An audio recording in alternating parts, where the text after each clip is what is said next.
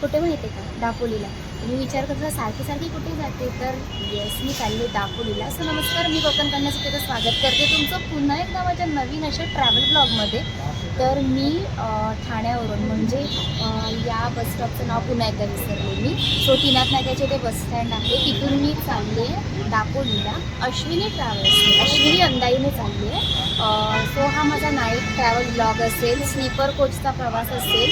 माझी L89 ही seat number आहे आणि तिकडे कशासाठी चालले यासाठी तुम्हाला आतापासूनच व्हिडिओ बघावे लागतील. त्यामुळे नोटिफिकेशन ऑन करून ठेवा, म्हणजे पुढचे येणारे दापोलीचे ब्लॉग तुम्ही बघायलाच.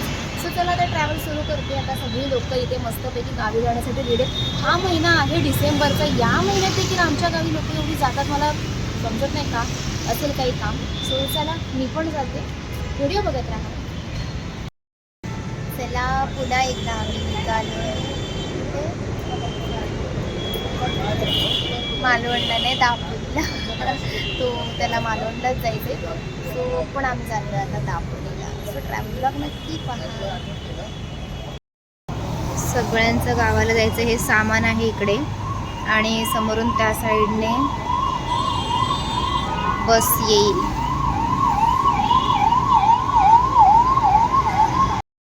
आता नंदाईची सिटिंग बस आली आहे, मी वाट बघते स्लीपरची.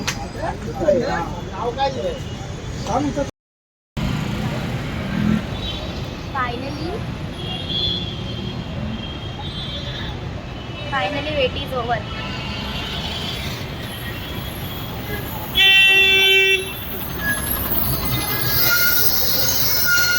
चला मी जाते.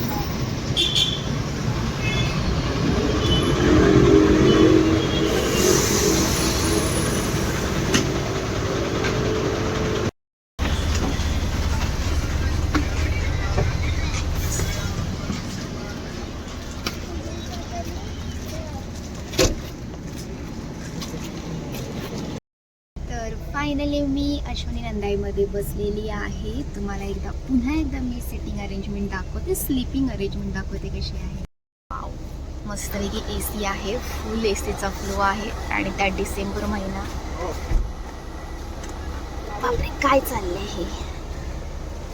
इथे आपलं स्टोरेज ठेवू शकता. इथे पण फुल AC आहे, बट मी चालू नाही केले.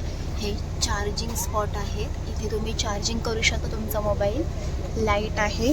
स्पेशली मला खूप जास्त ही अरेंजमेंट आवडते. Ashwini Nandai tours and travels खूप कम्फर्टेबल आहे, मला तर खूप जास्त आवडते.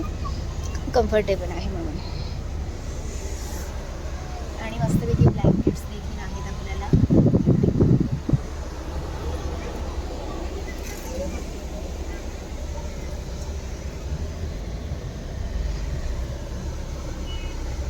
सो अशा प्रकारे खूप भारी अशी अरेंजमेंट आहे जी तुम्हाला मी दाखवते.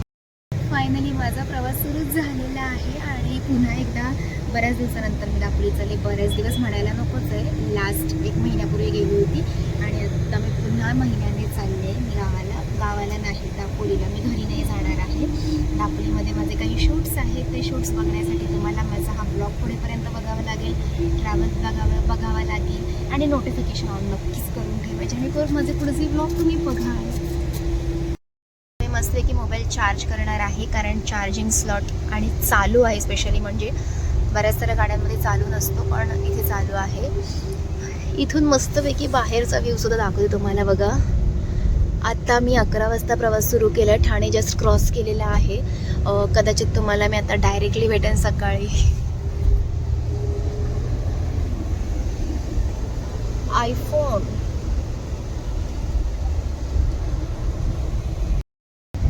सो फायनली मस्त माझी L8 आणि L9 अशी सीट आहे. म्हणजे लोअरला आहे आणि मला लोअरची सीट खूप जास्त आवडते, बिकॉज कम्फर्टेबल ट्रॅव्हल करता येतो, जास्त गाडी हलत नाही. आणि स्पेशली ही अश्विनी नंदाईची गाडी अजिबात जास्त हलत नाही, त्यामुळे प्रवास पण खूप मस्त सोयीस्कर होतो, सुखकर होतो आणि सुरक्षित होतो. सो मी रिकमेंड नक्की करेल तुम्हाला. सगळ्याच गाड्यांचा प्रवास चांगलाच असतो, याच्यात काहीच वाद नाही आहे, पण स्पेशली तर मी जाते या गाडीमधून म्हणून तर मला तो प्रवास जास्त आवडतो. सो तुम्हाला ज्या गाडीमध्ये कम्फर्टेबल वाटतं तुम्ही तिथून नक्की प्रवास करा. एसी बघताल फुल एकदम फुल आहे फुल.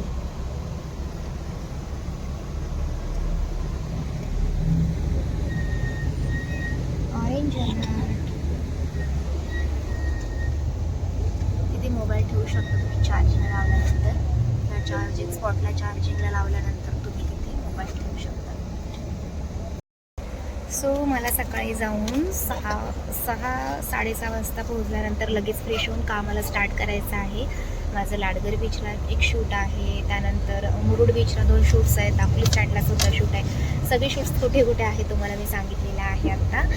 सो त्याच्यामुळे मला आता झोपणं गरजेचं आहे, जेणेकरून मी फ्रेश राहीन आणि सकाळी शूट करून पुन्हा रात्री सेम गाडीने मला रिटर्न यायचं आहे. म्हणजे किती हॅक्टिक प्रवास आहे माझा की मी आत्ता 11 वाजता बसली आहे गाडीमध्ये. सकाळी पोहोचेन, सकाळी सगळे शूट्स आवरेन आणि पुन्हा 9च्या गाडीने मी रिटर्न मुंबईला जाणार आणि मग सकाळी पुन्हा माझ्या ऑफिसला. मंडे मला कंटाळा येतो मंडेला सकाळी कामाला जायचं, कारण इकडे पण काम करायचं एका सुट्टीच्या दिवशी आणि तिकडे पण काम करायचं. हार्ड वर्किंग करणं गरजेचं आहे, बिकॉज रिस्पॉन्सिबिलिटी आल्यानंतर माणूस सगळ्या गोष्टी ही सगळी कामं नक्कीच करतो. आणि देवाने मला त्यामध्ये ठेवले जिथे रिस्पॉन्सिबिलिटी आणि काम करण्याची ताकद या दोन्ही गोष्टी माझ्यामध्ये नक्कीच आहेत. सो बी पॉझिटिव्ह, स्ट्रॉंगर. चला जास्त बडबड केली ना, आता मी झोपते. वाव, किती एसी.